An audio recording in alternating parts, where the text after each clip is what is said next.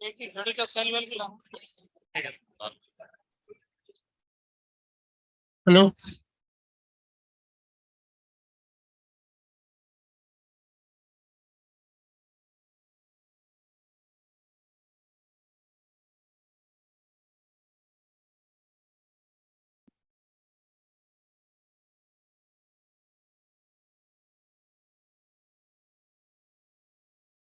BPP number क्या था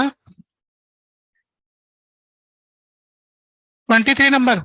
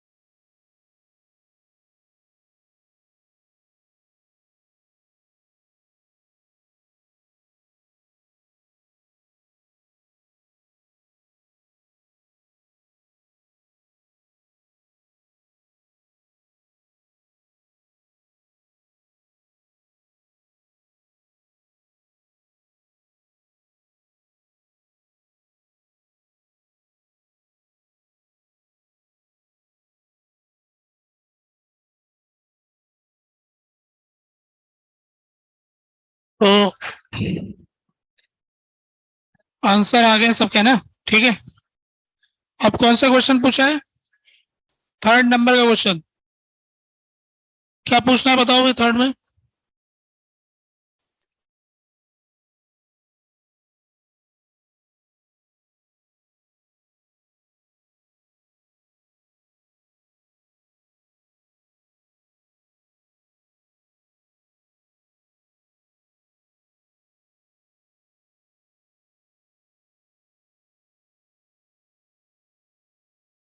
हाँ क्या कहना चाह रहे हो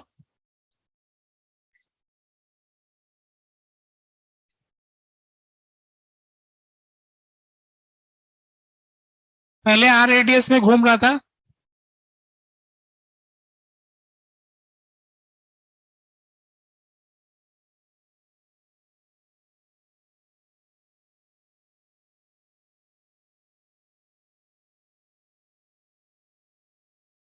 फिर वो r/2 रेडियस में आ गया। अब तुम्हारा क्या कहना है वर्क एनर्जी थ्योरम लगा दिया लगाओ क्या बता रहे हो वर्क डन बाय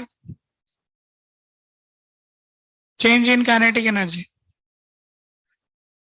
अब बताओ टेंशन का वर्क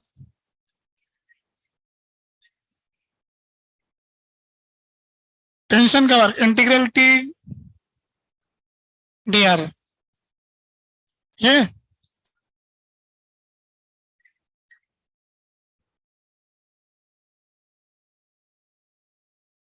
तो mv² / r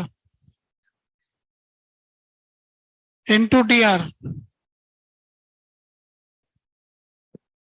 अभी भी वेरिएबल है फिर भी तो वेरी करा ना कैसे किया आगे सॉल्व कैसे किया हुआ ही नहीं। बात कुछ इस तरह से है कि ये जो टेंशन फोर्स है ना वो यहीं से पास करेगा तो इसका टॉर्क 0 होगा तो इनिशियल एंगुलर मोमेंटम बराबर फाइनल एंगुलर मोमेंटम होगा, उससे v मिल जाएगा, उससे काइनेटिक एनर्जी आ जाएगा, सवाल हो जाएगा। ठीक है, हो गया तीसरा क्वेश्चन। कुछ कहना चाहते हो? तीसरे के बाद में आठवां क्वेश्चन।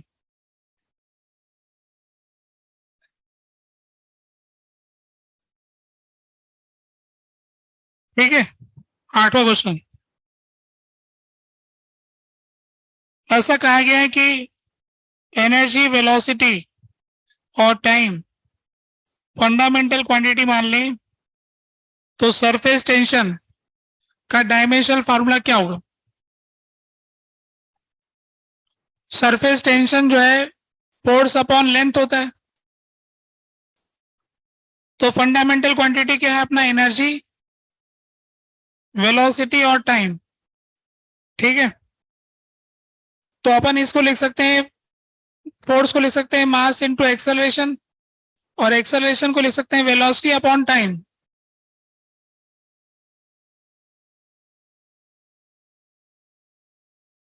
ठीक है, तो अगर अपन को इसमें लिखना है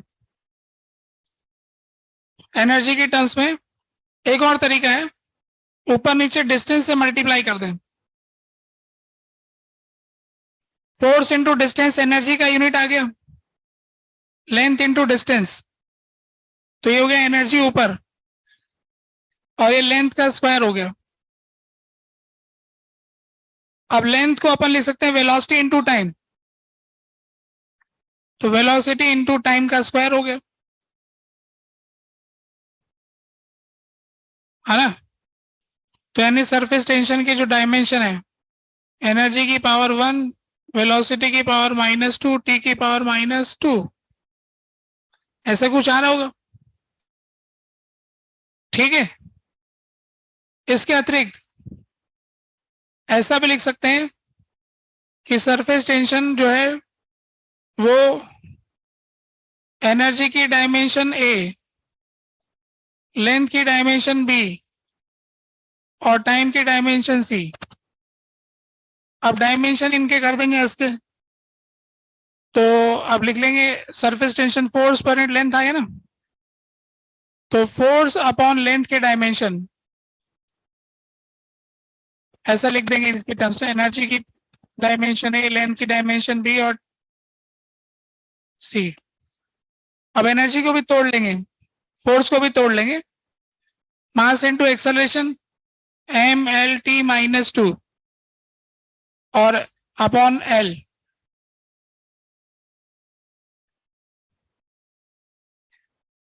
है ना?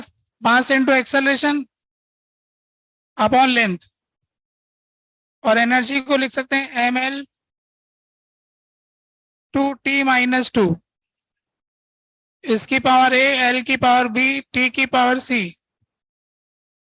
तो यहां से आए m की पावर 1, एल की पावर 0, टी की पावर -2, और इसका हिसाब बिठाएंगे तो m की पावर a और l की पावर 2 प्लस बी और t की पावर -2a प्लस सी, 2a plus B, 2a plus B. ठीक है, तो इस प्रकार हो गया हिसाब।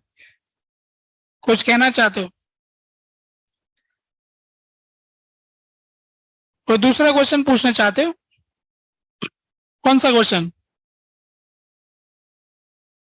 क्वेश्चन नंबर 12 में आ जाए। ठीक, 12 में आ जाते हैं हम।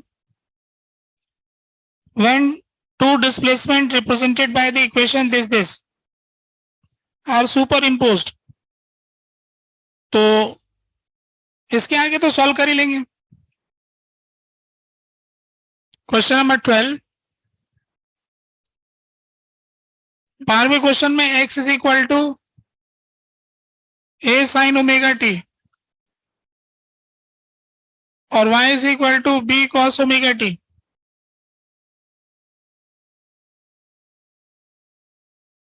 इनका सुपर पोजिशन करना है। तो ये बोल रहे हैं कि क्या होगा, तो सुपर पोजिशन इसका होगा r √x² + y²। अगर वेक्टर फॉर्म में लिखेंगे तो xi yj, और मैग्नीट्यूड निकालेंगे तो ऐसा आ जाएगा।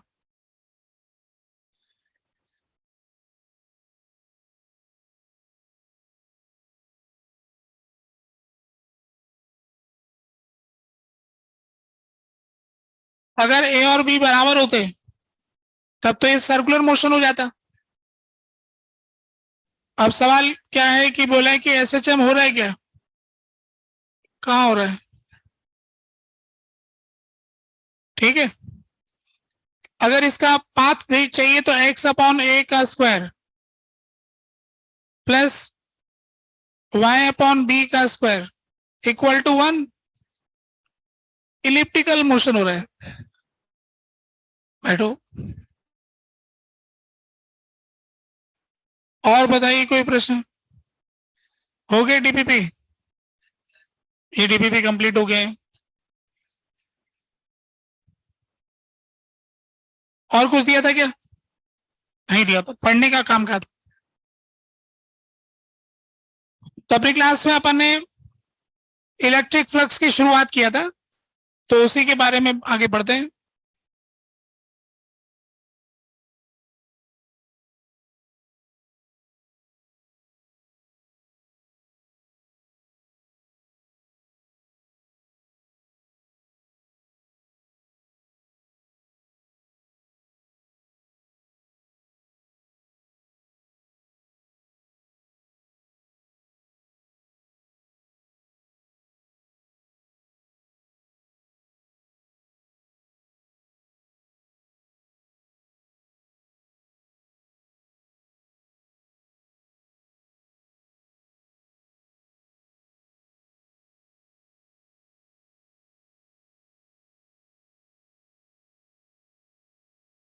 तो इलेक्ट्रिक फ्लक्स में हमने एक नया फिजिकल क्वांटिटी डिफाइन किया जिसका नाम है एरिया वेक्टर। एरिया वेक्टर के बारे में थोड़ी सी बात करते हैं हम। अगर कोई छोटा सा एरिया है तो उस एरिया के परपेंडिकुलर एक वेक्टर होगा, एरिया वेक्टर। बहुत छोटा सा एरिया है तो इसके परपेंडिकुलर, और इसका मैग्नीट्यूड होगा एरिया के बराबर,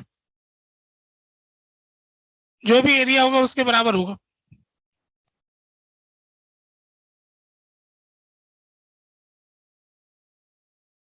तो area vector is a vector perpendicular to surface area।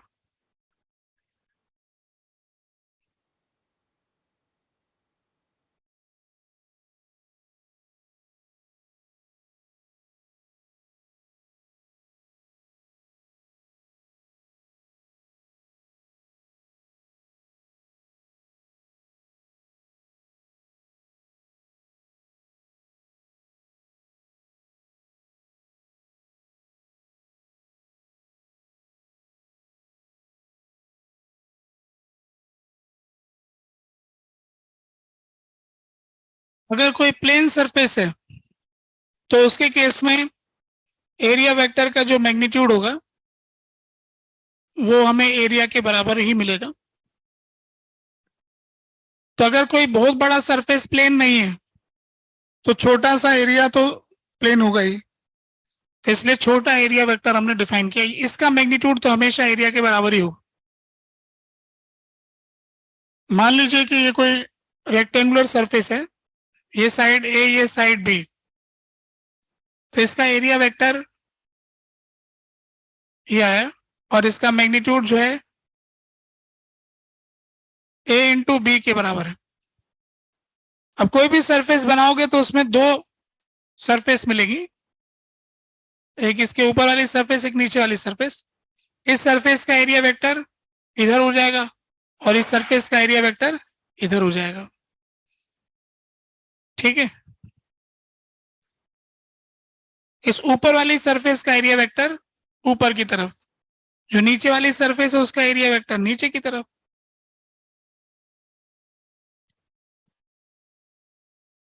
तो area vector is perpendicular to surface area and away from the surface, surface से आउटवर्ड डायरेक्शन में होता है। तो कोई भी एक प्लेन है, उसकी दो सरफेस होंगी, तो इधर वाली सरफेस के करस्पॉन्डिंग एरिया वेक्टर ऊपर, नीचे वाली सरफेस के करस्पॉन्डिंग एरिया वेक्टर नीचे। अगर कोई कर्व सरफेस, अच्छा ये एक और बना देते हैं, मान लीजिए कि ये डिस्क टाइप एरिया है, तो इसका एरिया वेक्टर ऐसा दिखा है, तो इसका लेंथ होगा पाई आर स्क्वायर, आर इसका लेंथ है।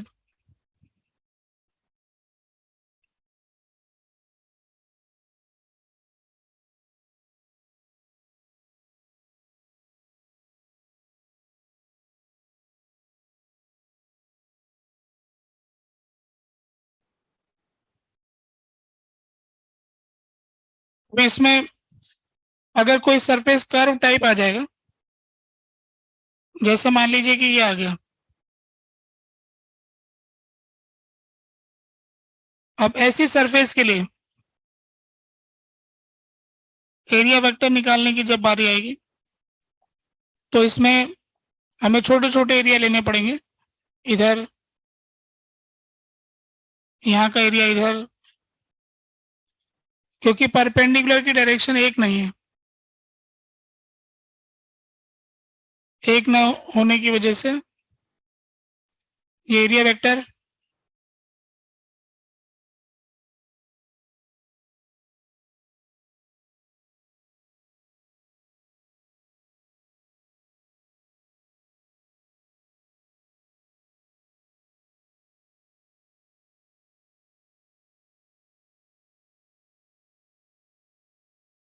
ऐसा आ गया।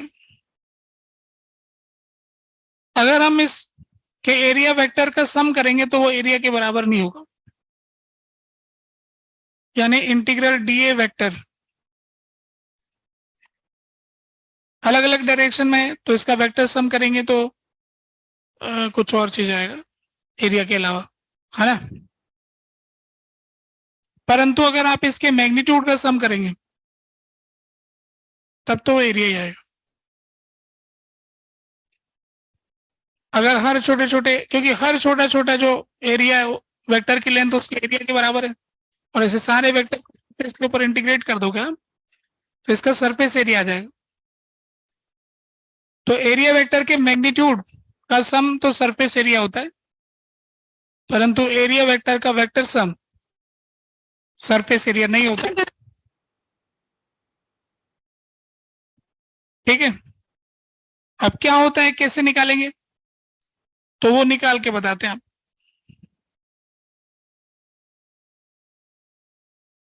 वेक्टर सम करने के लिए कुछ ऐसा करते हैं हम, ऐसा कर लेते हैं, रिंग ले लेते हैं।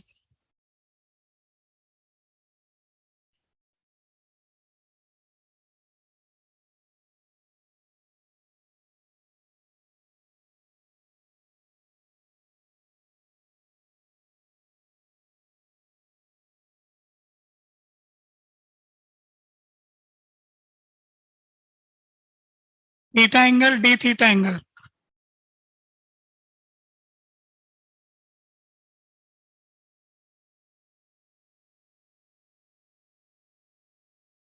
Theta angle D theta angle का एक एरिया आ रहा है। इसमें सारे एरिया वेक्टर जो होंगे वो इस तरह से आएंगे, इनका वेक्टर सम करेंगे हम, ऐसे चारों तरफ डी ऐसे घूमेंगे, तो ये हॉरिजॉन्टल वाले कंपोनेंट तो कैंसिल हो जाएंगे, सिर्फ वर्टिकल वाले ऐड होंगे। तो टोटल एरिया वेक्टर का सम देखेंगे हम, तो वो आ जाएगा 2 पाई आर साइन थीटा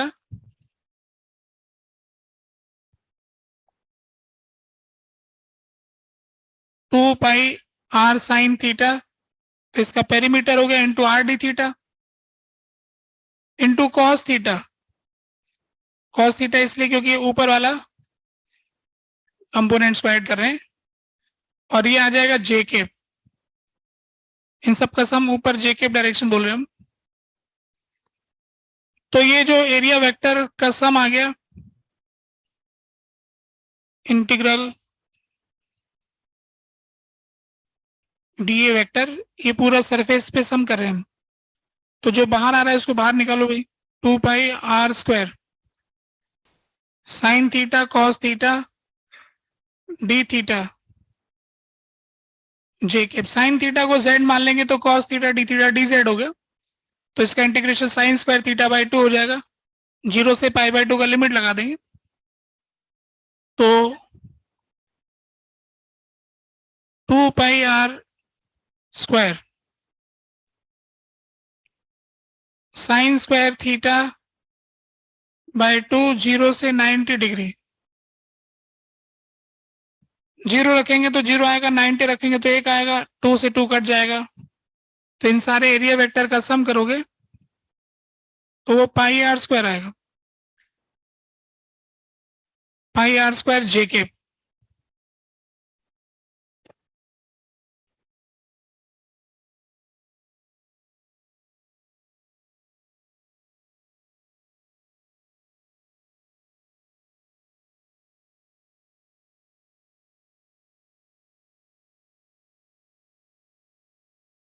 ठीक है, अगले पेज पे जाना चाहता हूं।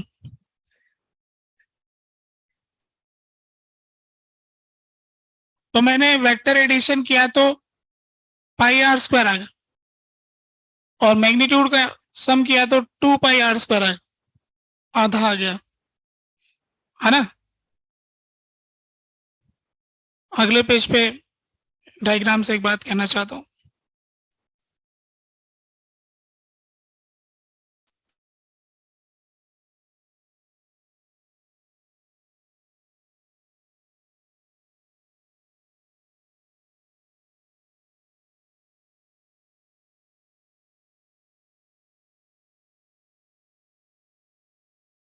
हो गया नोट? अब देखो जरा नेक्स्ट पेज पे।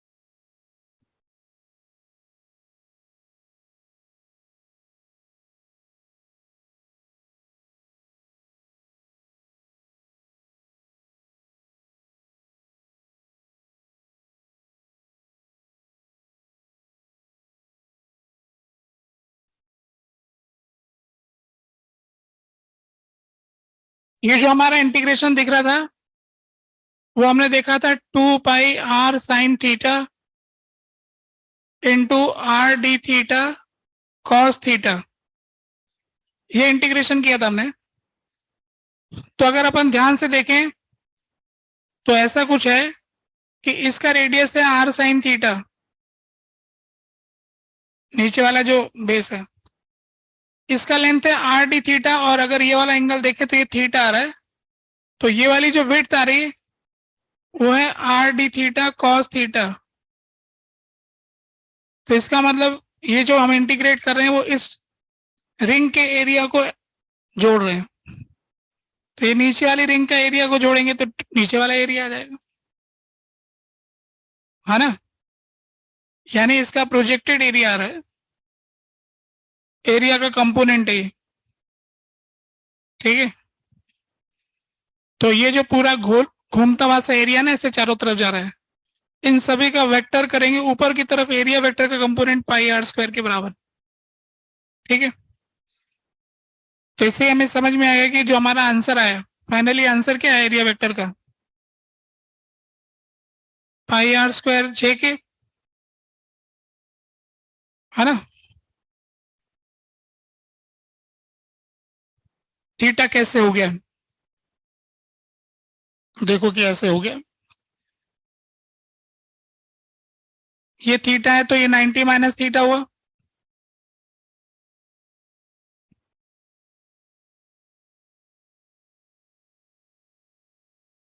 इधर देखेंगे,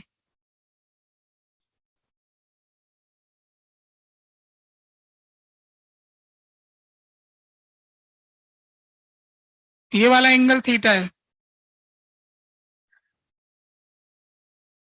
तो ये 90 माइनस थीटा है,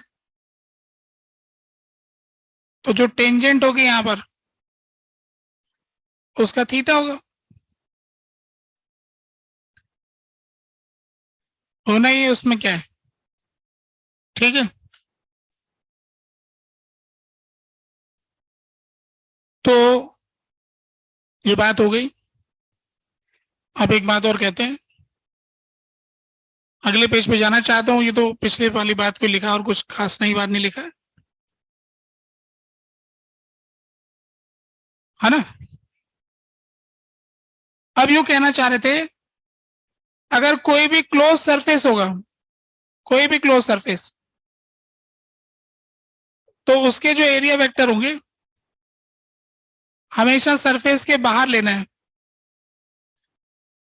ये अलग अलग एरिया वेक्टर हो गया, DA1 DA2 ऐसे मान लो, DA3 DA4 ऐसे आते जाएंगे।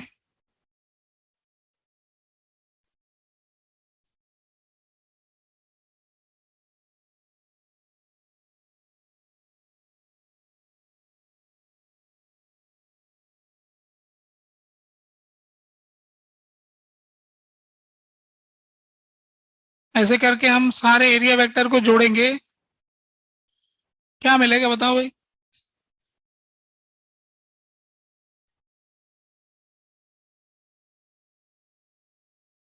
क्या मिलने वाला है,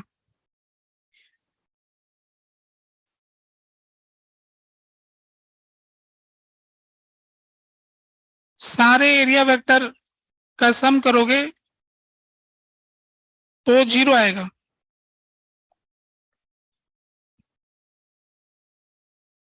vector sum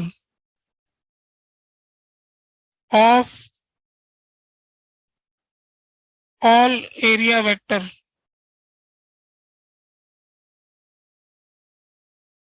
for any closed surface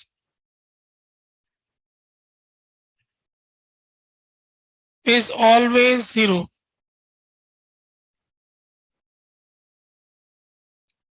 सारे एरिया वेक्टर को जोड़ेंगे क्लोज सरफेस में तो इनका सम हमेशा 0 आएगा, ठीक है कि नहीं। उदाहरण के तौर पर सिलेंडर का बताता हूं, सिलेंडर में ऊपर का सरफेस नीचे का सरफेस 0 हो गया। उदाहरण के तौर पे स्फेयर का बताता हूं, 0 हो गया।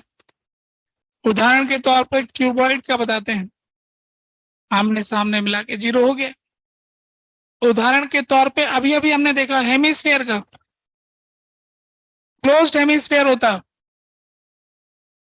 तो ये जो ऊपर वाला हिस्सा है इस पे ढक्कन लगा दिया नीचे, तो ऊपर वाले का एरिया वेक्टर का सम आया था पाई आर स्क्वायर जे के।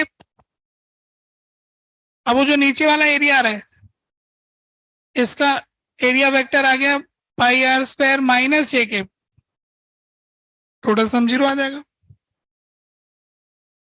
ऐसा ही आप कोन के लिए भी प्रूव कर सकते हैं, है ना। कोन के लिए भी ऐसे रिंग मानेंगे, फिर वही प्रोजेक्ट करेंगे नीचे तो फिर वो वाली रिंग बन जाएगी, फिर टोटल हिसाब करके 0 हो जाएगा। ऐसे सभी के लिए एक एक करके बारी बारी सबका प्रूव करके देख लो, है ना। हर बार 0 आएगा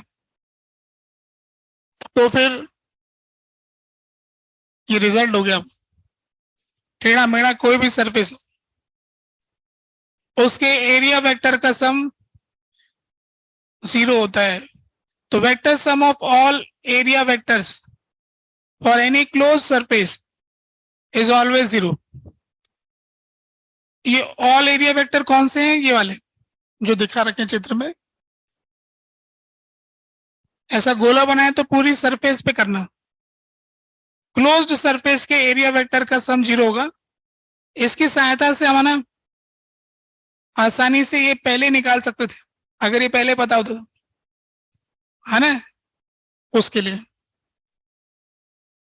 तो ये एक रिजल्ट के तौर पे हमारे साथ रहेगा, याद रखेंगे। बोले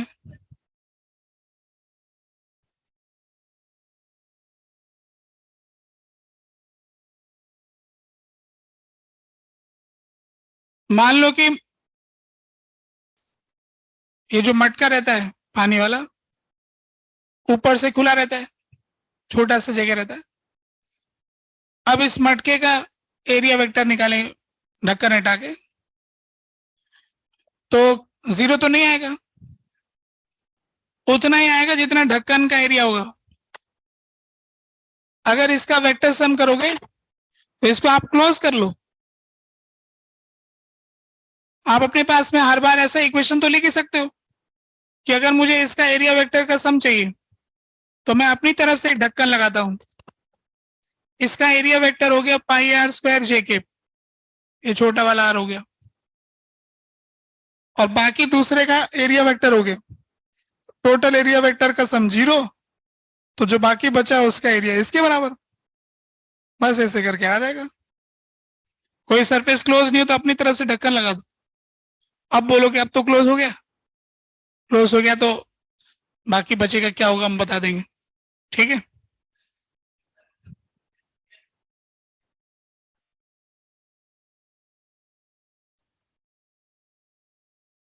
यहाँ पे प्रोजेक्टेड एरिया कैसे होगा?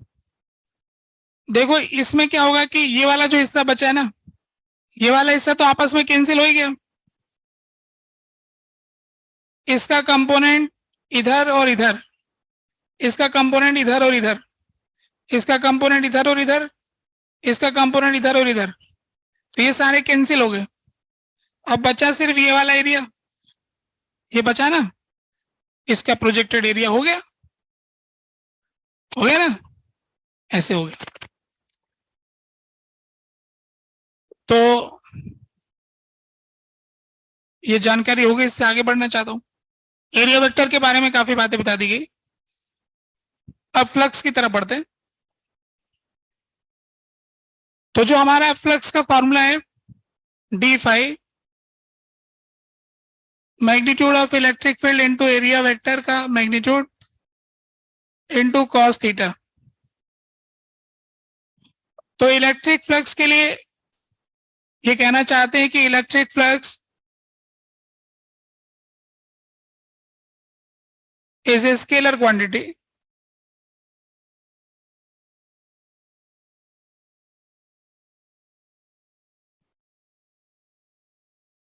लोग कहें तो हम भी समझते इसमें क्या है ना, स्केलर क्वांटिटी है। फिर लिख दो इलेक्ट्रिक फ्लक्स में कोई डायरेक्शन नहीं होती, क्योंकि स्केलर है इसलिए डायरेक्शन है। तो इलेक्ट्रिक फ्लक्स को फाई से रिप्रेजेंट करते, क्योंकि इसमें रिप्रेजेंट कर रखा है। ऐसे करके बोर्ड वाले लोग ऐसे लाइन बढ़ा देते, हाँ, एक ही बात को घुमा फिरा के 4 बार 4 तरह से लिख देते। तो इलेक्ट्रिक फ्लक्स एक स्केलर क्वांटिटी, इसका यूनिट देख लेते हैं, न्यूटन मीटर स्क्वायर पर कूलम।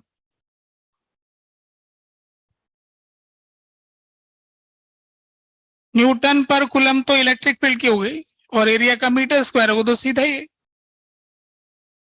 अच्छा, electric flux can be positive, negative और 0। क्योंकि cos theta positive negative zero हो सकता है, सीधा एकदम, है ना। Positive electric flux means outgoing flux,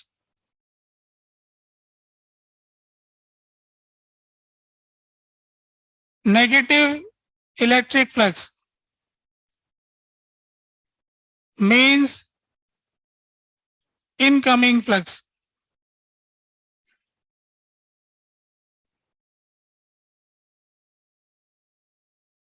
Zero electric flux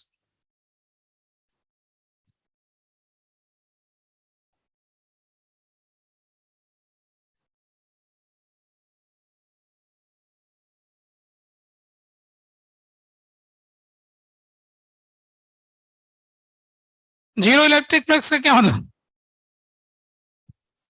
no incoming no outgoing.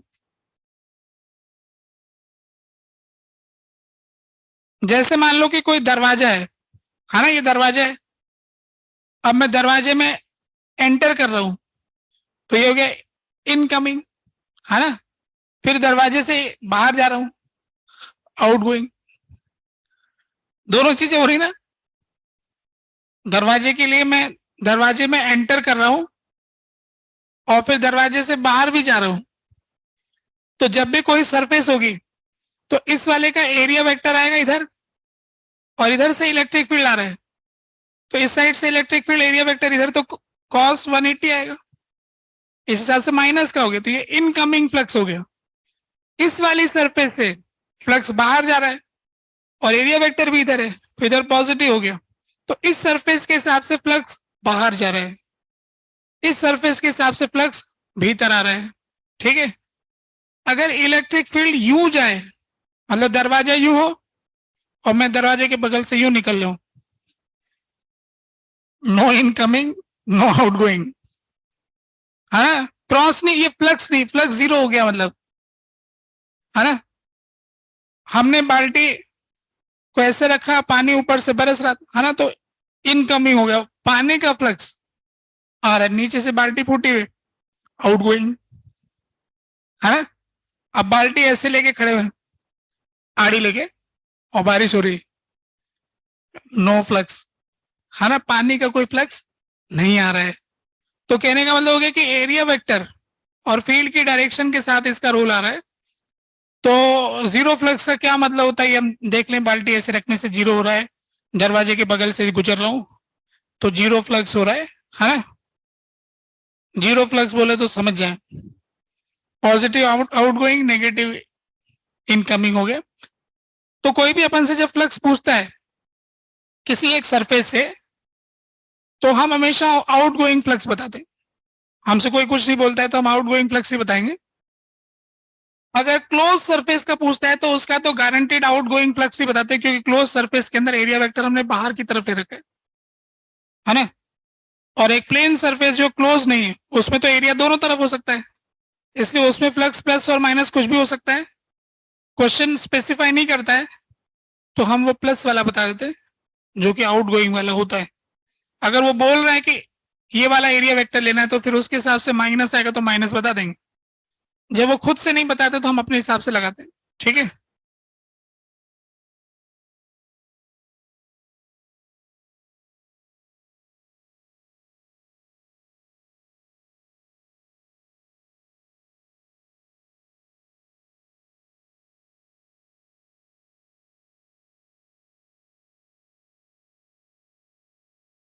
तो इलेक्ट्रिक फ्लक्स एक स्केलर क्वांटिटी है और electric flux positive negative zero हो सकती, फ्लक्स का वैल्यू जीरो हो सकता है।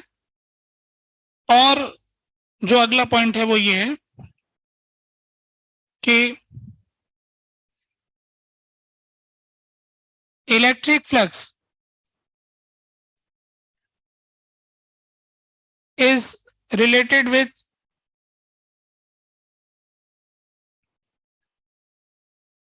number of lines crossing the surface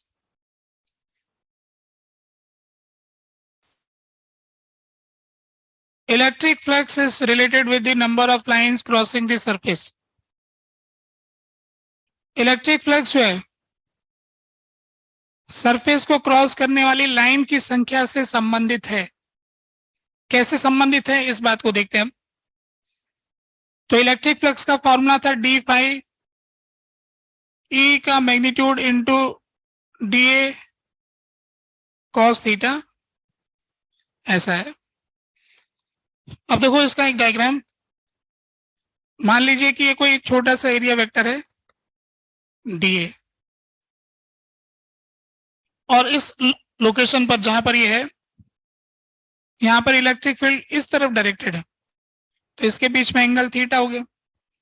electric field ऊपर की तरफ डायरेक्टेड है और एरिया वेक्टर ऐसे थोड़ा टेढ़ा है, तो हम इस एरिया वेक्टर के दो कंपोनेंट कर सकते हैं। तो कंपोनेंट करने से हमको दो एरिया मिलेंगे। एक तो इसका वो ये projected area d A cos theta, और इस तरफ प्रोजेक्शन लेंगे तो डी ए साइन थीटा। इस एरिया वेक्टर के दो कंपोनेंट कर दिए, D A cos theta, D A sine theta. D A cos theta क्या है कि इस इलेक्ट्रिक फील्ड के परपेंडिकुलर आने वाले एरिया को रिप्रेजेंट करता है, तो ये वही लिखा हुआ है यहां पर।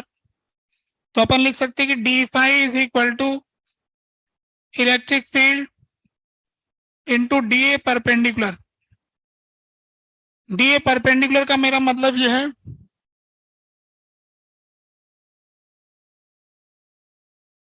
Area perpendicular to electric field,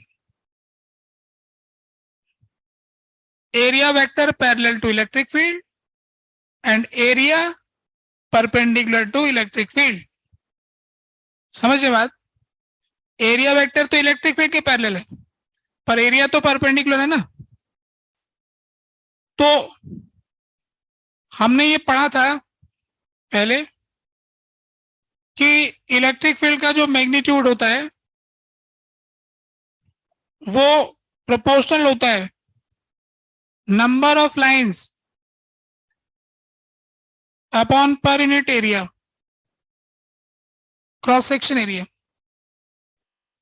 electric field lines के बारे में एक स्टेटमेंट 9 बातें हमने लिखी थी, हमने 9 पॉइंट्स लिखे थे। उसमें से एक पॉइंट था ये कि number of lines per unit area, per unit cross section area, cross section area मतलब परपेंडिकुलर आने वाला area, number of lines upon perpendicular area is proportional to magnitude of electric field. तो इसको इस तरफ लेके जाएंगे, तो electric field into d A perpendicular is proportional to number of lines. तो ये तो फ्लक्स के बराबर है, नंबर ऑफ लाइंस।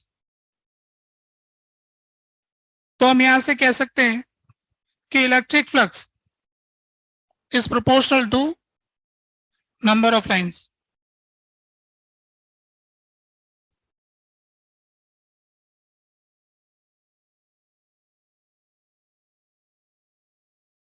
तो ये हमने एक विशेष बात कह दी जो पहले नहीं कही, अभी अभी कही। इंटीग्रल मतलब डिफरेंशियल जो फॉर्मेट में ई डॉट डी ए लिखा हुआ है, ये तो मैथ्स लगता है, पर नंबर ऑफ लाइन को रिप्रेजेंट करता है, ये फिजिकली सब फील करने वाली बात है। यानी electric flux number of lines को रिप्रेजेंट कर रहा है। ज्यादा फ्लक्स बोले तो ज्यादा लाइन, डबल फ्लक्स बोले तो डबल लाइन, आधा फ्लक्स बोले तो आधी लाइन, है ना। तो अगले पेज पे जाना चाहता हूं।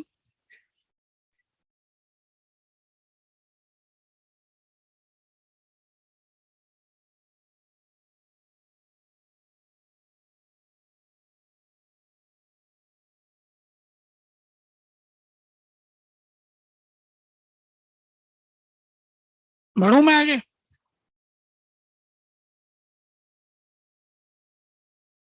इलेक्ट्रिक फील्ड फिजिकली किस, वही तो बता रहा है। तो लाइंस की संख्या की को रिप्रेजेंट करता है। अगर हमने तय किया कि इतने फ्लक्स की इतनी लाइन दिखाएंगे कि 10 यूनिट इलेक्ट्रिक फ्लक्स की 1 लाख लाइनें दिखाएंगे, या 1 यूनिट का 1 लाख नंबर ऑफ लाइंस दिखाएंगे, तो जितना भी यूनिट आएगा उतनी नंबर ऑफ लाइंस हो जाएगी, है ना। जो मैं कहना चाह रहा था वो इस डायग्राम में है। कहने का मतलब ये है कि अगर मान लो ये कोई सरफेस है, ये कोई सरफेस है, या ये कोई कोन आ गया मान लो, या फिर कोई और ही टेढ़ा मेढ़ा हो गया, अगर सेम लाइन पास करेंगी तो सेम फ्लक्स होगा।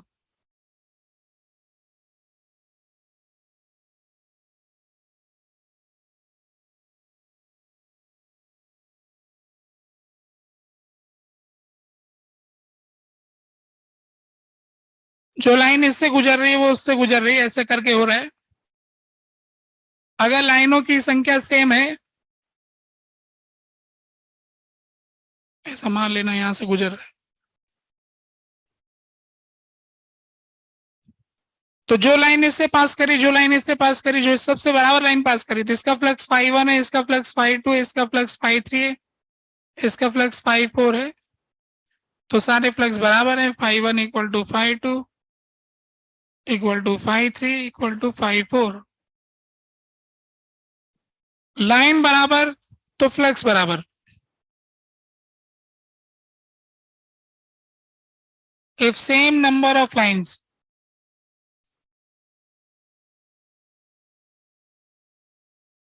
passes through two surfaces, then electric flux will be same.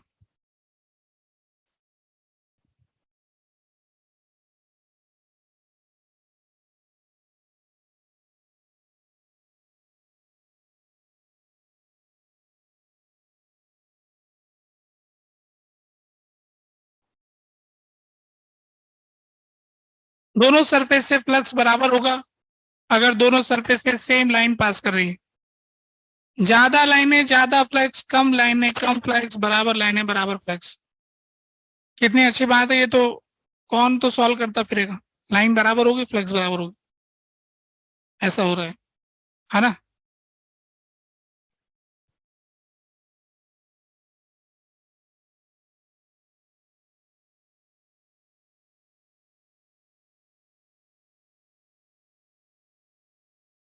तो ये जानकारी की बात हो गई।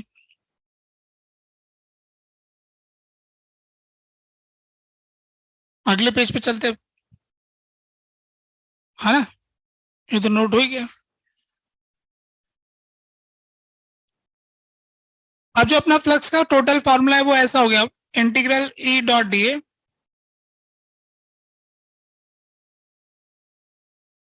ये किसी सरफेस से निकालना चाहते तो ऐसा हो जाता है। अब इस पे स्पेशल केस लगा देते हैं। इफ ई इज यूनिफॉर्म,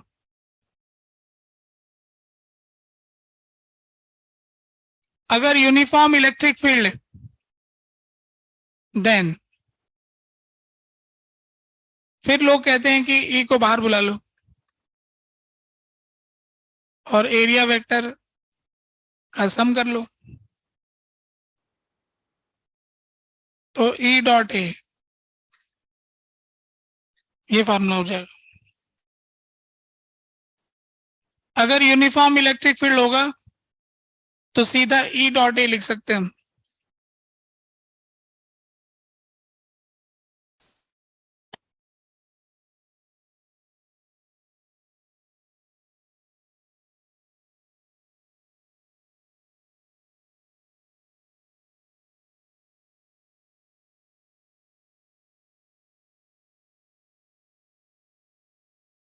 ठीक है, तो यूनिफॉर्म इलेक्ट्रिक फील्ड में ये लगा लेना, और ये तो हमेशा, ये तो हो गया ऑलवेज। ये हो गया कभी कभी।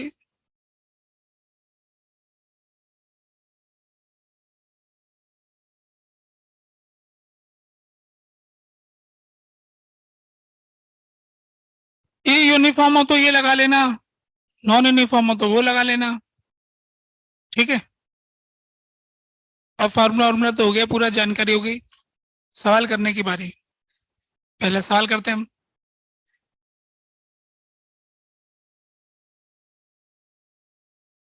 Question number 1।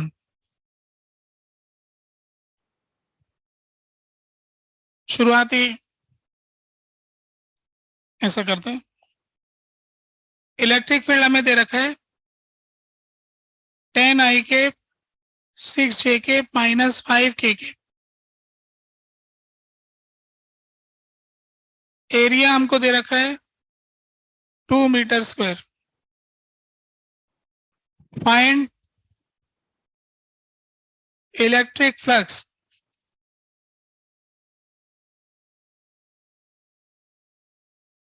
Through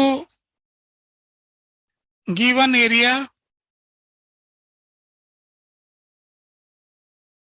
kept in exact plane. Exact plane में ये एरिया रखा हुआ है, तो फ्लक्स बता दें।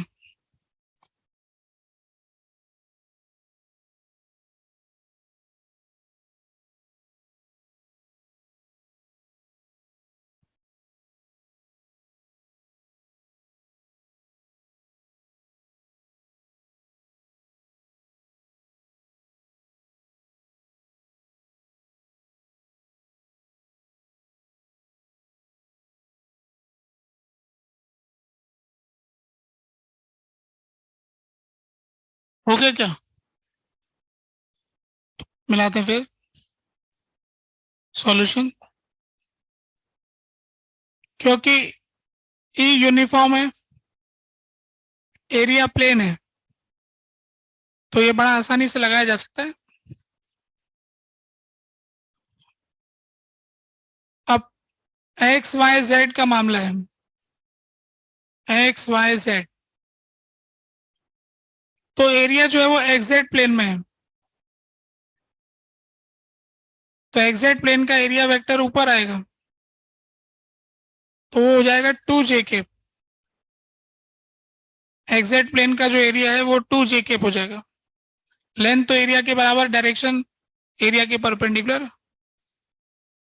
तो फ्लक्स की वैल्यू 10 i के 6j के -5k के डॉट 2j के। अब कोई कह सकता है -2 क्यों नहीं लिया, वो भी तो परपेंडिकुलर है ना। कोई सा भी ले सकते हो, प्लस वाला ले लेते हैं जब कुछ नहीं बोलते तो। अब इसका आंसर क्या हो गया? 12 न्यूटन मीटर स्क्वायर पर कूलम, या ऐसा यूनिट में जो भी है।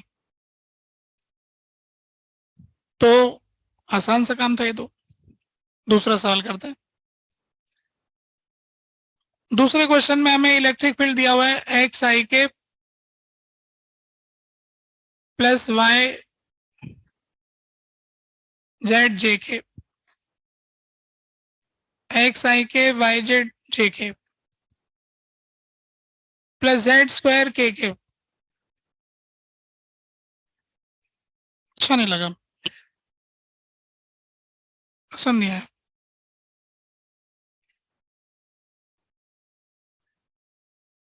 वाई जेड आई के एक्स जेड जे के XY के। अब ठीक लग रहा है। इलेक्ट्रिक फील्ड हमको दे दिया ऐसा, जो कि कोऑर्डिनेट से रिलेटेड है। तो अब हमको बताना क्या, फिर बताना ये देखो, हमको एक क्यूब दे रखा है। इस क्यूब की सरफेस से कितना फ्लक्स जा रहा है निकाल के देना।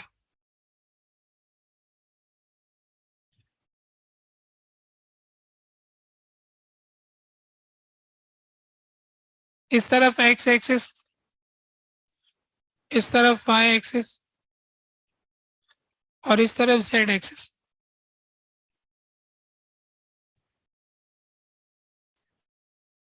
इस क्यूब की साइड है l, ये l साइड का क्यूब है। पूछा ये है कि find electric flux passing through surface of cube।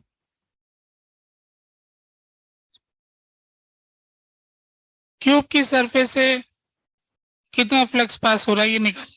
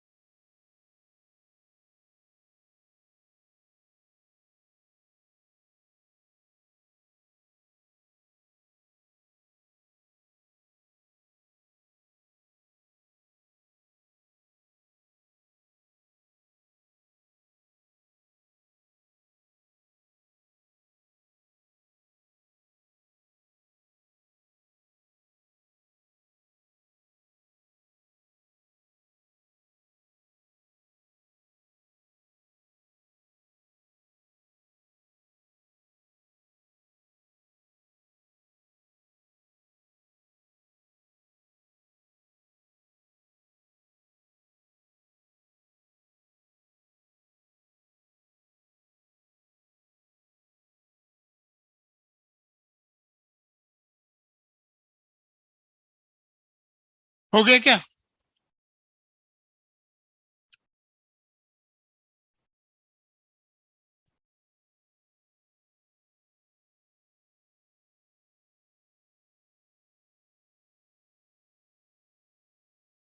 देखो जरा कैसे करेंगे। कुछ नाम वाम रख लेते हैं। इसका नाम तो O A B C D P Q S.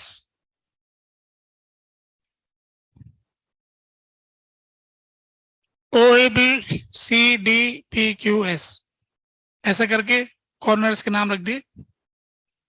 अब हम जानना चाहते हैं 6 सरफेस है, बारी बारी सब सरफेस का हिसाब लगाएंगे हम, ठीक है, नंबर वाइज।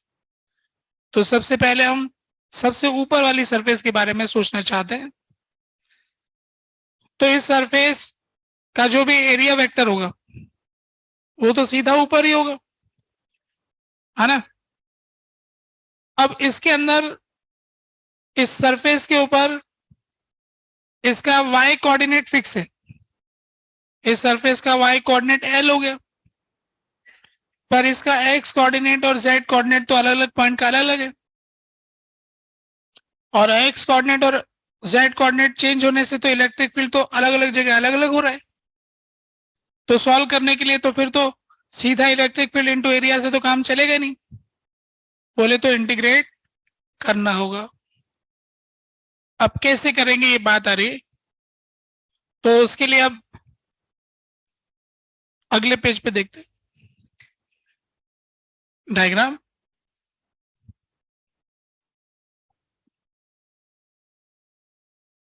तो ये 3 एक्सिस का सिस्टम है।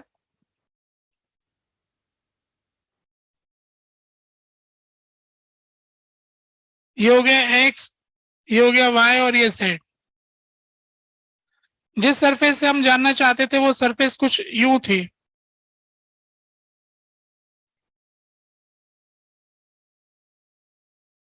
इस सरफेस से हमको निकालना है।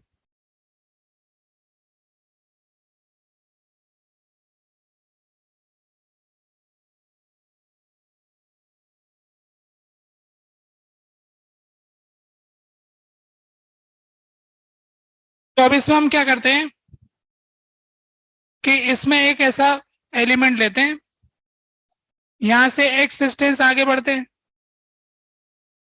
और dx थिकनेस का एक स्ट्रिप लेते हैं, ठीक है, और उसमें भी फिर हम आगे बढ़ते हैं, इस तरफ z आगे बढ़ते हैं और dz का स्टेप लेते हैं।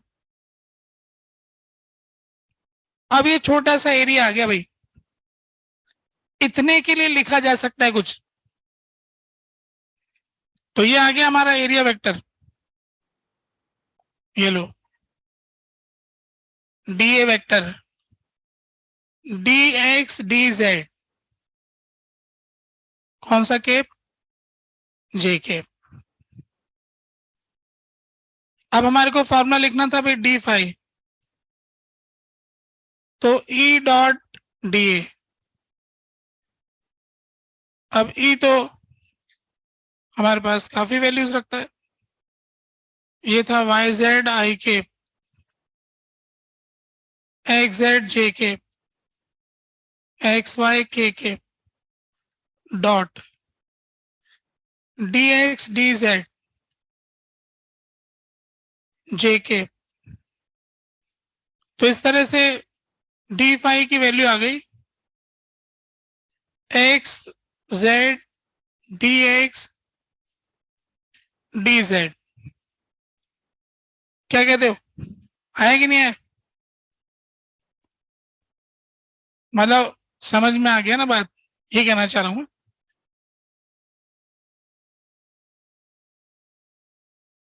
अब आगे बढ़ते हैं।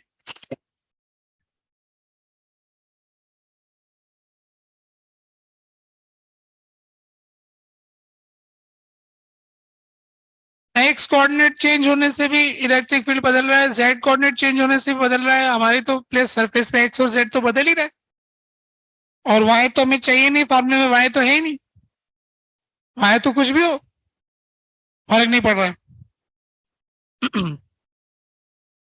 यहां तक की बात क्लियर हो गई। अब मैं ये कहना चाहता हूं कि बिल्कुल ऐसी की ऐसी सरफेस नीचे भी आएगी, उसमें भी x T x d Z, उसका एरिया वेक्टर उल्टा होगा पर इलेक्ट्रिक फील्ड तो यही होगा, क्योंकि वो तो वाई से इंडिपेंडेंट है, तो ये दोनों मिला के जीरो होंगे, ऐसे सारे मिला के जीरो होंगे, तो टोटल मिला के जीरो होगा। ठीक है ना, आंसर आ गया, जीरो इज द आंसर। अभी सॉल्व करके दे रहे कि एक से कितना आएगा ना, अगर निकालना पड़ जाए इस सरफेस से कैसे निकालेंगे, वैसे आंसर तो बता दिया, जीरो हो गया।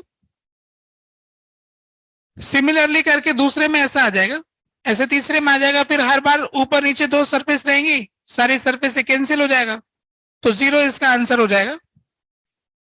पर इसको सॉल्व करना चाहें तो कैसे करेंगे, सॉल्व करने के लिए क्या करना पड़ेगा, इंटीग्रेट करना पड़ेगा।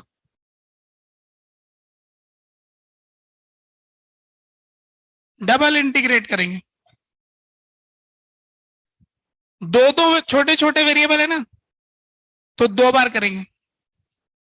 डी एक डी एक्स होता, दो के रेस्पेक्ट में करना पड़ेगा, एक बार एक्स के रेस्पेक्ट में, एक बार जेड के रेस्पेक्ट में। ठीक है, अब देखो एक्स वाले की लिमिट क्या है, जीरो से एल, फिर जेड वाले की लिमिट जीरो से लेके एल।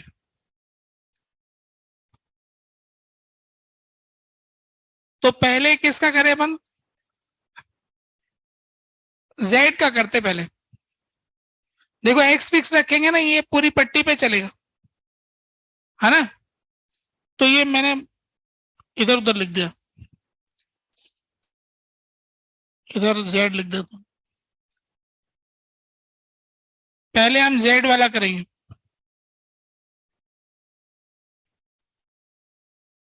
ठीक है। अब देखो कैसे इंटीग्रेट करते हैं, लेफ्ट हैंड साइड का तो हो गया फ्लक्स फाई, इक्वल टू की जगह तो इक्वल टू आ गया।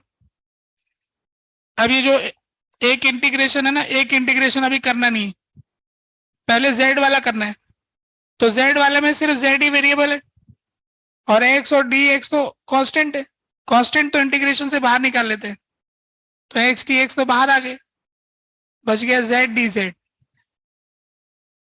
और जीरो से लेके एल तक। ठीक है, ये जो इंटीग्रेशन हम कर रहे हैं, तो जो इंटीग्रेशन, जो कांस्टेंट क्वांटिटी है इसको बाहर निकाल करके इसको इंटीग्रेट कर रहे हैं। अभी इसको किया नहीं, इसको बाद में करेंगे। ये 0 से L ये भी है, तो पहले ही इंटीग्रेशन हो गया। तो ये आ गया x dx, तो L स्क्वायर बाई 2, ये L स्क्वायर बाई 2 हो गया। फिर ये L स्क्वायर बाई 2 कॉन्स्टेंट है इसलिए बाहर आ जाएगा, तो L स्क्वायर बाई 2, फिर x dx का इंटीग्रेशन 0 से L तक, ये भी L स्क्वायर बाई 2, तो L की पावर 4/4 हो जाएगा। तो इस सरफेस से जो जाने वाला फ्लक्स होगा वो L की पावर 4/4 होगा, और बाकी टोटल तो 0 बता ही चुके हम, है ना। तो सभी सरफेस का मिला के नेट फ्लक्स 0 है। ठीक है, ये बात हो गई। एक और सवाल कर दे।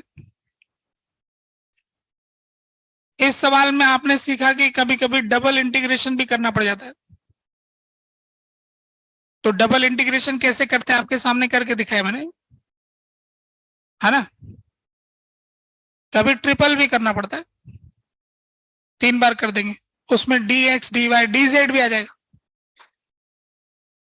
फिर बारी बारी करेंगे, कांस्टेंट बाहर करते जाएंगे और ऐसे करते जाएंगे। नेक्स्ट लेना चाहता हूं क्वेश्चन, ये लीजिए क्वेश्चन। इसमें आपको इलेक्ट्रिक फील्ड दे रखा है x i cap, y j cap, z k cap, ये इलेक्ट्रिक फील्ड दे रखा है। आपको बताना ये है कि एक स्फेयर है ये,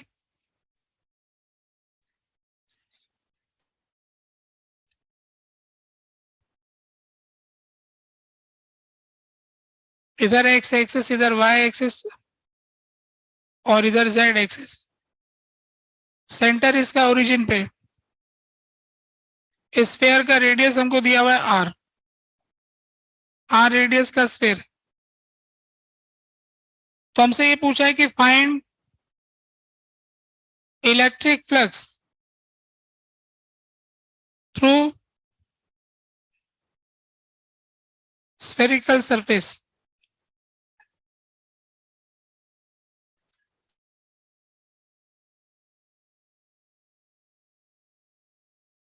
जो स्फेरिकल सरफेस दिखाई गई है, इससे कितना फ्लक्स पास कर रहा है ये बताइए।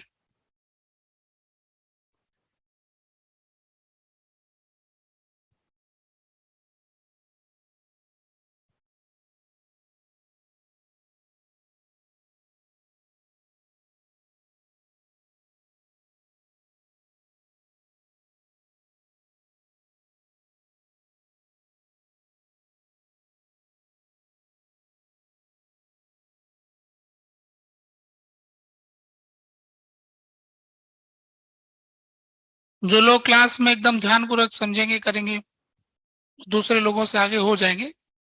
वो घर जाके सो सकते हैं, खेल सकते हैं, मौज मस्ती कर सकते हैं। पर जो लोग यहाँ पर भी मैं ढंग से मौज मस्ती भी ढंग से नहीं कर पा रहे, मोबाइल भी कोई चला रहा होगा तो ढंग से चला नहीं पा रहा होगा, है ना। मतलब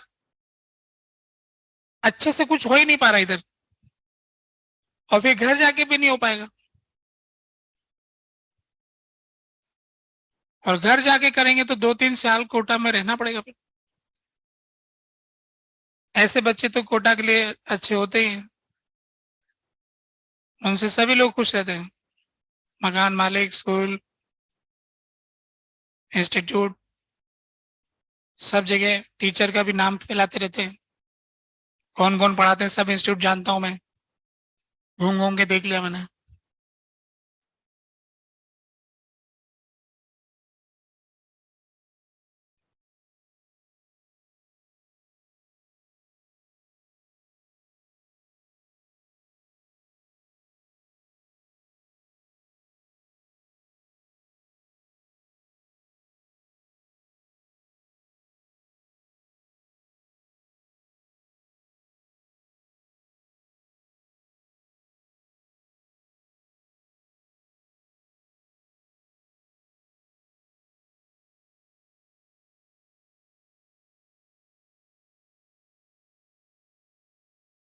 कुछ हुआ क्या?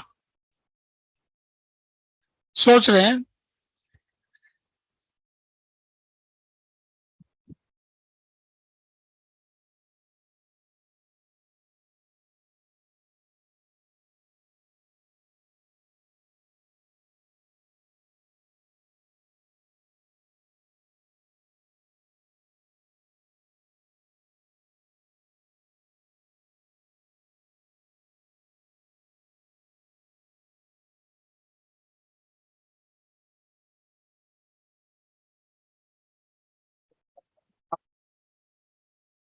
तो फिर हम, हुआ क्या किसी से कुछ? चलो देखो कितना सिंपल क्वेश्चन है। मैथमेटिक्स क्या होती है इस सवाल से समझ में आएगा। इसलिए तो लोग कहते हैं दिन भर मैथ्स करते रहना चाहिए। अभी देखो कि मैथ्स की वजह से ही सवाल अटक जाता है। ये तो पता है फ्लक्स का फॉर्मूला क्या है, फॉर्मूला लगाओ, कौन मना कर रहे हैं? लगा नहीं पा रहे बस, है ना। कोई कहना कि फॉर्मूला याद था मुझे, फिर भी मैं सवाल कर नहीं पाए, ये लो फॉर्मूला, ये रहा। इसमें ई भी लिखने की जगह पड़ी हुई है, रख दो। अब ये एरिया वेक्टर किधर लूं, कैसे लूं, ये बात आ रही है ना। तो ऐसा करते हैं हम, एक छोटा सा एरिया लेते हैं, इसका लोकेशन यहां से x comma y comma z पे ले लेते हैं।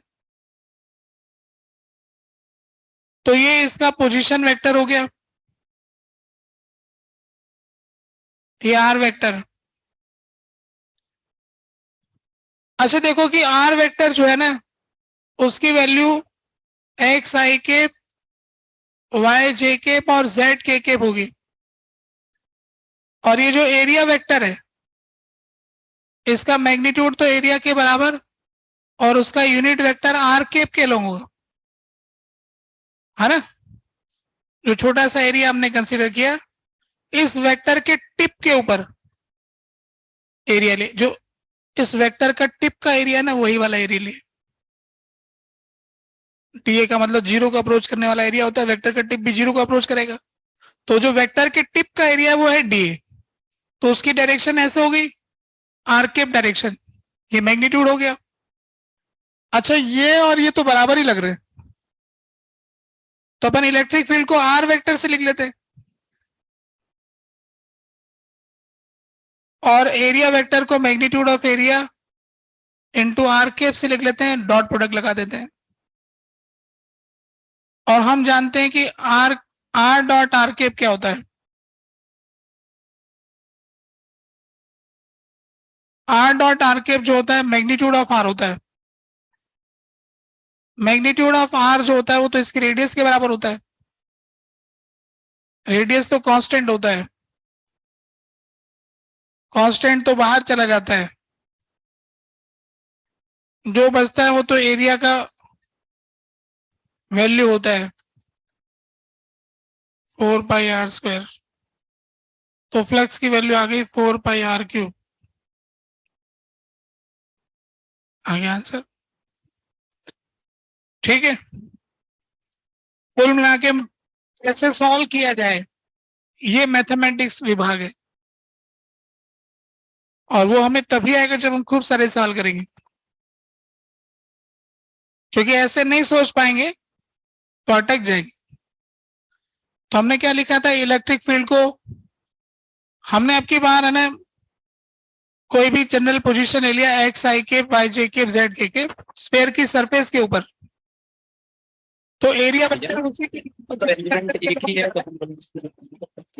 को आर वेक्टर की टर्म्स में एक्सप्रेस कर लिया, इलेक्ट्रिक फील्ड को भी आर वेक्टर की टर्म्स में एक्सप्रेस कर लिया। इलेक्ट्रिक फील्ड का मैग्नीट्यूड देखोगे तो वो आर के बराबर है, क्योंकि x square plus y square plus z square का रूट आएगा, वो तो रेडियस होती है इसकी, इसलिए वो रेडियस के बराबर आ गया। और आर डॉट आर के आर का मैग्नीट्यूड होता है, वो हमने लिख दिया इधर, आर का मैग्नीट्यूड आर के बराबर है। तो इस तरह से एक क्वेश्चन हो गया, ठीक है ना। अगला सवाल करते हैं। अगर नहीं होते तो कुछ और होता। अभी इसमें तो ऐसा हो गया इसलिए हमने ऐसा कर दिया, कुछ और परिस्थिति आएगी तो वैसा करेंगे, जैसी परिस्थिति जनरेट की जाएगी ना। ठीक है, तो दूसरा सवाल करते हैं, मतलब ये सवाल तो हो गया ना। अगला क्वेश्चन ये है कि पॉइंट चार्ज दे रखा है हमें, पॉइंट चार्ज की वजह से एक डिस्क से गुजरने वाला फ्लक्स बताना है।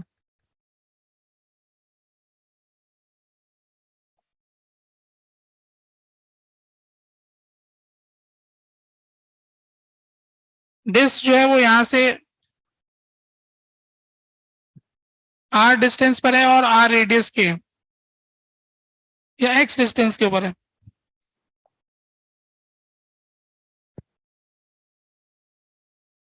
इस पॉइंट चार्ज से एक्स डिस्टेंस पर एक डिस्क है और इस डिस्क का रेडियस आर है, यहां ये पॉइंट चार्ज दे रखा है। तो आपसे सवाल पूछा है find electric flux passing through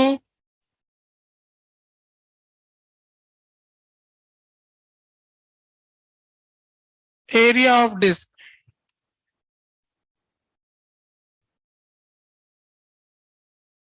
shown. दिखाए गए डिस्क के एरिया से गुजरने वाला फ्लक्स बताना है। दूसरे शब्दों में कहे तो इस चार्ज की वजह से कुछ लाइनें निकलेंगी, उनकी संख्या क्या होगी, एक तरह से वही बात है।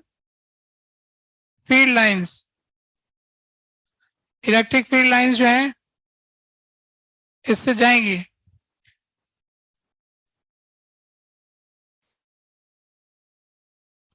तो कितनी लाइनें इस डिस्क से गुजर जाएंगी, ये हमको बताना है।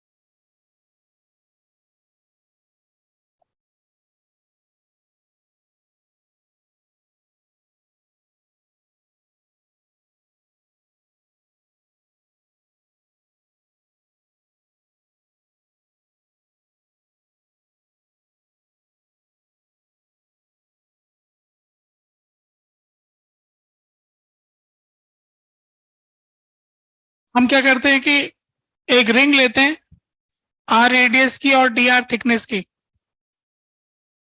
यहां से इसका इलेक्ट्रिक फील्ड पता करते हैं, वो होगा इस तरफ और एरिया वेक्टर होगा इस तरफ। ये वाला एंगल थीटा है तो ये वाला एंगल थीटा यहां पर होगा। तो हम क्या करते हैं, एक छोटे से रिंग से फ्लक्स निकाल लेते हैं और इसे सारी रिंग के फ्लक्स को ऐड कर देंगे तो टोटल फ्लक्स आ जाएगा। क्योंकि रिंग के पॉइंट्स अलग अलग डिस्टेंस के ऊपर है तो इलेक्ट्रिक फील्ड की वैल्यू अलग अलग होगी। तभी इसमें क्या होगा, फ्लक्स का फॉर्मूले के हिसाब से ये डिस्टेंस है एक्स, तो ये हो गया under root of r square plus x square. तो पहले इलेक्ट्रिक फील्ड की वैल्यू लिखेंगे के क्यू अपॉन डिस्टेंस का स्क्वायर, तो r square plus x square into magnitude of area. Area का कितना वैल्यू आएगा, 2 pi r d r, 2 pi r d r into cos theta. तो कॉस थीटा की value आ जाएगी x upon under root of r square plus x square. कर दें grade, integrate, तो के क्यू 2 पाई के क्यू, 2 पाई के क्यू एक्स, ये बाहर आ गया, इंटीग्रेशन में रह गया r d r upon r square plus x square की पावर 3/2, 0 से लेके आर तक। इसे इंटीग्रेट करेंगे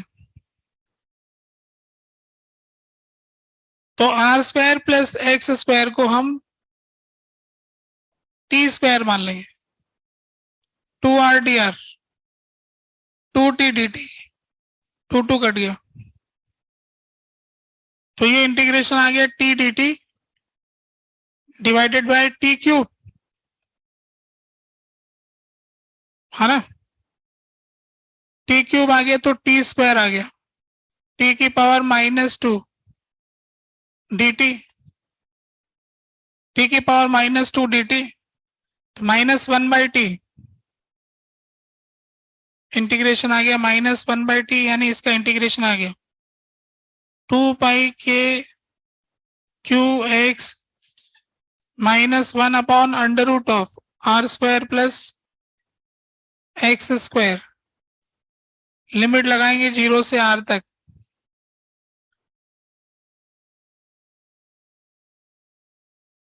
छोटे आर की जगह एक्स रखेंगे, छोटे आर की जगह लिमिट्स रखेंगे, यूं कहना चाह रहा था। लिमिट रखेंगे तो एक बार आर रख देंगे, एक बार 0 रख देंगे, तो फ्लक्स का जो आंसर आया 5 2 पाई के q x 1/x -1 upon under root of r square plus x square. ये एक्स अंदर ले जाते हैं और के 2 पाई के को लिख सकते हैं अपन Q/2 ε0 1 - x upon under root of,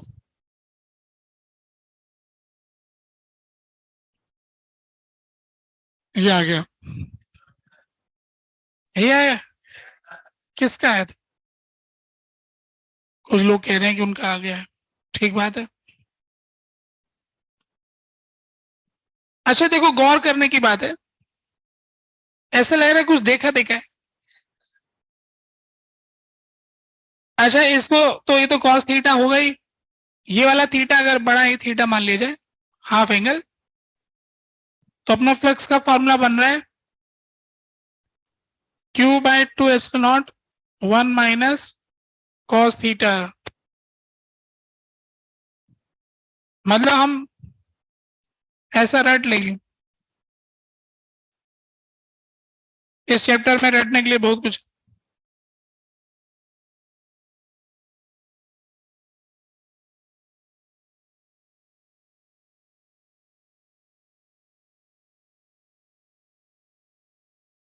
इस सरफेस से जाने वाला फ्लक्स का ये फॉर्मूला है,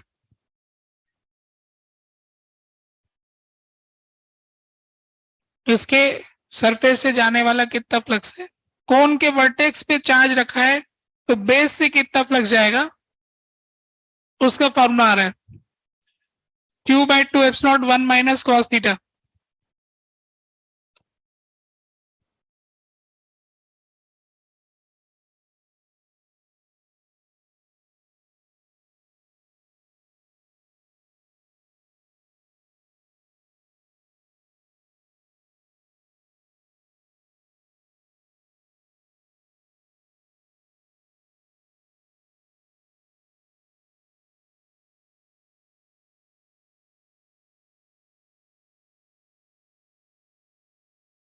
देखो इसमें एक विचार और आ रहा है, वो विचार और देखते हैं हम, ठीक है।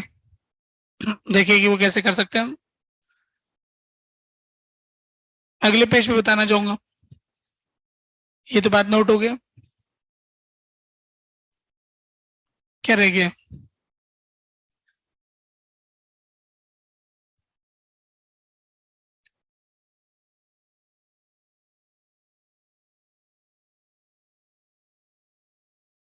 हो गया ना नोट? ये लो, देखो मेथड 2।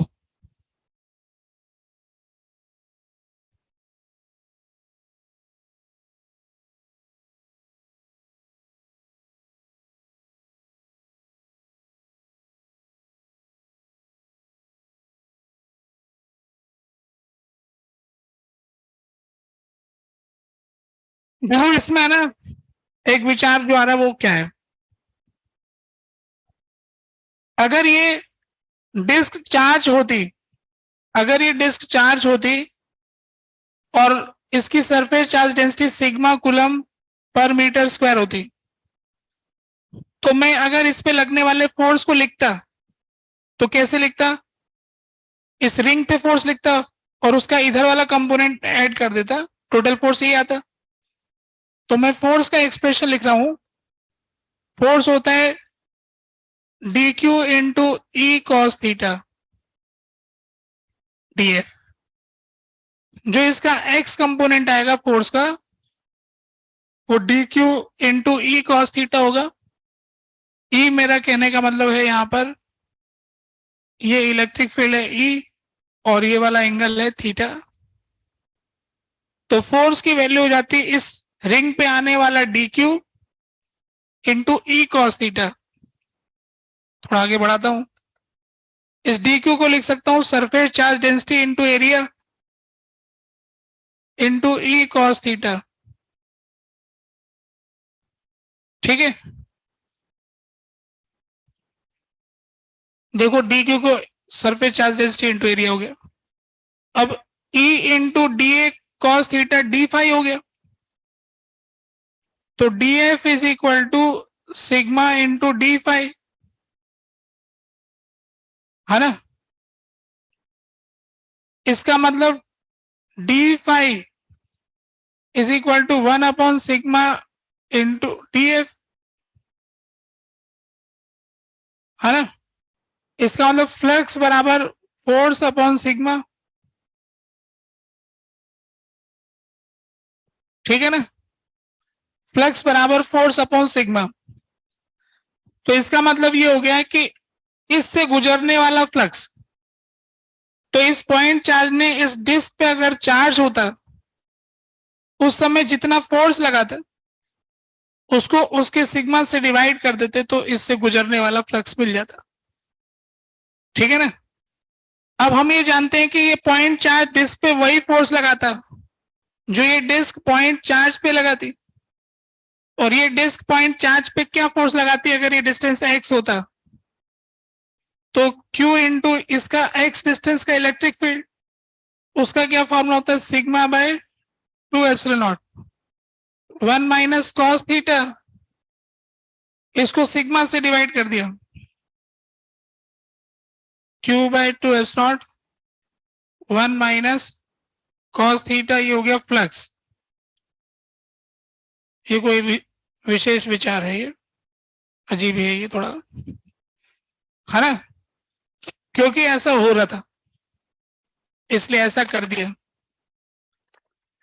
ये है ये तरीका, एक वो तरीका था। एक और विचार है, दूसरा एक और मेथड बताता हूं, इधर ही बताया था।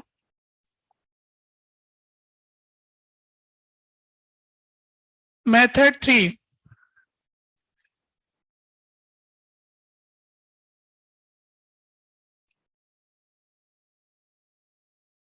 अगर कोई स्फेरिकल सरफेस रहती है और उसके सेंटर पर पॉइंट चार्ज रहता, तो उसकी वजह से स्फेरिकल सरफेस से गुजरने वाला फ्लक्स निकालना पड़ जाए। तो हम निकाल सकते हैं, क्योंकि इसका इलेक्ट्रिक फील्ड जो है वो सीधा इधर ही होता और एरिया वेक्टर भी इधर ही होता, तो इसलिए तो आसानी से निकल जाता। इसका रेडियस अगर आर मानते हैं हम, तो d phi is equal to k q upon r square into area d ए।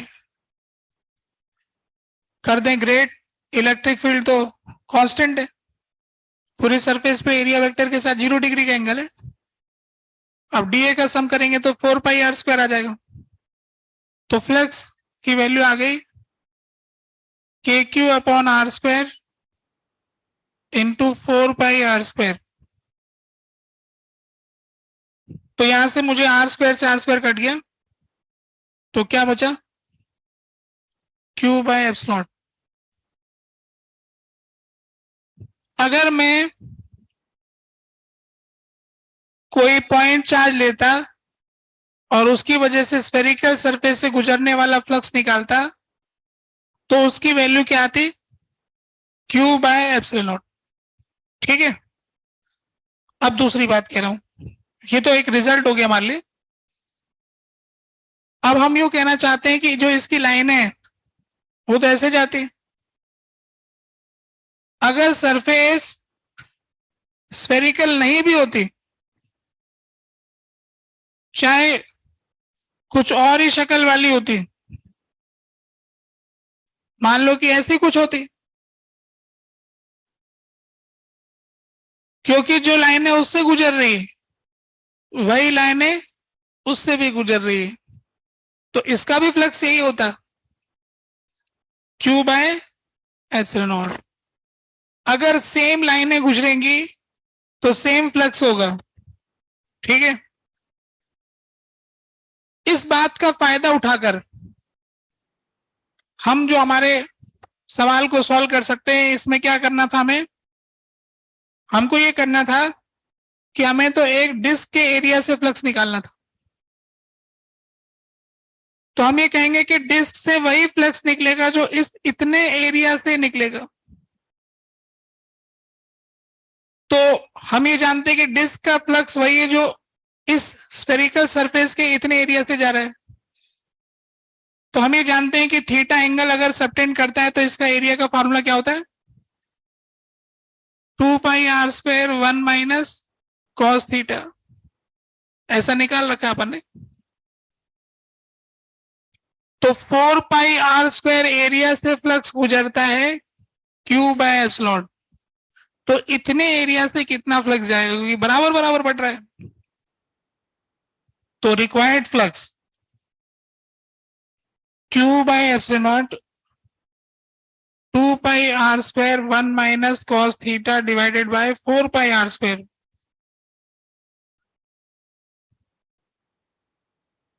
तो q by 2 epsilon 1 minus cos theta का आंसर आ गया।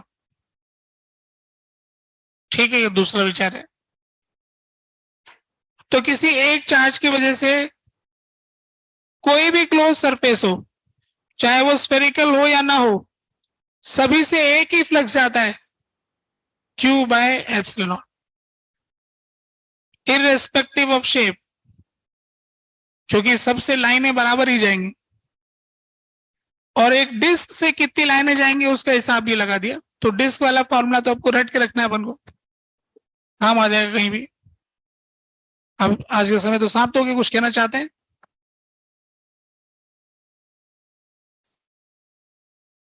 ऑलवेज ऑलवेज, ये सवाल जब भी करोगे, सोमवार, मंगलवार,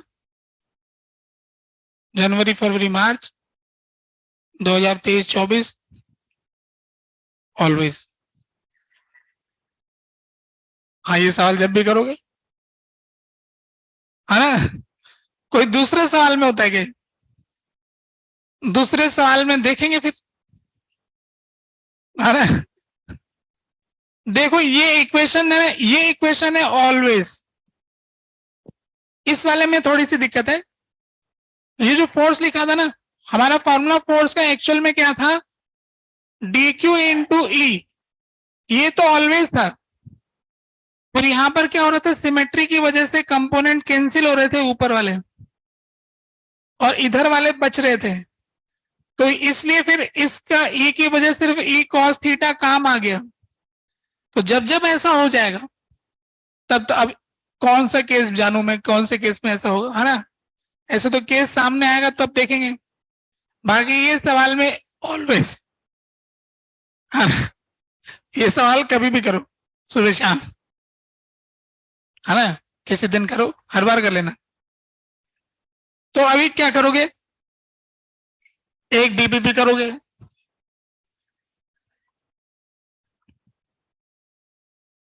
ये कल है क्या क्लास अपनी, दिन ज्यादा है। आप ऐसा करना कि आपके जो शीट है ना इलेक्ट्रोस्टैटिक्स वाली, उसमें जो एक्सरसाइज 3 है, उसमें से करते छांट के अपन,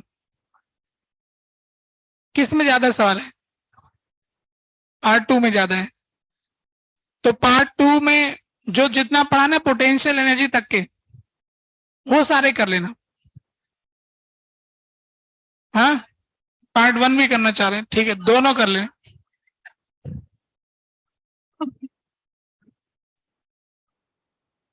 अरे सिर्फ पोटेंशियल एनर्जी तक की तो बोला है, ज्यादा कुछ नहीं है उसमें, सवाल ज्यादा है और उस टॉपिक के कम है। कल नहीं है ना, क्लास नहीं बता रहे हैं, कल नहीं बता रहे क्लास, कल है। अगर कल है तो सिर्फ एक्सरसाइज, कौन सा पार्ट 2, ओनली पार्ट 2 करना, पार्ट 1 मत करना है। एक्सरसाइज 3 का पार्ट 2 एक डीपीपी कर लेना।